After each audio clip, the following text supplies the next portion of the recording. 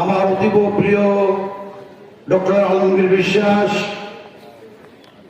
সম্মানিত এই সম্মেলনের সভাপতি, জেলা আমির, জেলা সেক্রেটারি সহ আমার নির্বাচনী প্রার্থীগণ, জেলা নেতৃবৃন্দ, আজকের এই রোকন সম্মেলনে আমার নির্বাচনী এলাকা মহেশপুর, কোটচাঁদপুর সহ ঝিনাইদহ জেলার প্রিয় রোকন ভাই ও বোনেরা, আসসালামু আলাইকুম ওয়া রাহমাতুল্লাহ।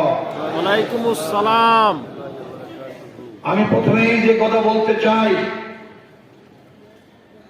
আল্লাহ পাকের রহমতে বাংলাদেশ জামাত ইসলামী 1971 পরবর্তী 53 বছরের সুদীর্ঘ ইতিহাসে দলীয় সরকারগুলির ব্যর্থতার 53 বছরের জুলুম অত্যাচারের অন্ধকার থেকে বেরিয়ে গোটা জাতিকে কোরআনের বাংলা, সোনার বাংলা, কল্যাণের বাংলা, মানবতার বাংলা, গোটা জনগণের স্বাধীনতার সুফল অর্জনের বাংলা, গোটা জামাত ইসলামী গোটা জাতির আশা আকাঙ্ক্ষায় একমাত্র পরিণত হয়েছে।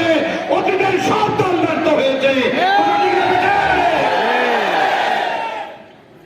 আমার দ্বিতীয় কথা হলো এই, ইনশাআল্লাহ আমরা জামাত ইসলামী নির্বাচিত হলে ইনশাআল্লাহ আইন ও সুবিচার প্রতিষ্ঠিত করব, জননিরাপত্তা সুনিশ্চিত করব, দুর্নীতিমুক্ত সমাজ, দুর্নীতিমুক্ত প্রশাসন, দুর্নীতিমুক্ত দেশ, জাতি, সরকার, সমস্ত ক্ষুধাদ্রোহী জালেম, সন্ত্রাস মুক্ত, চাঁদাবাজ মুক্ত, সন্দেহ অভিযান মুক্ত, মাদক মুক্ত, চোরাচালানি মুক্ত, অস্ত্র মুক্ত জামাত ইসলামী শান্তি চাই, বাঁচতে চাই, জাতিকে বাঁচাতে চাই।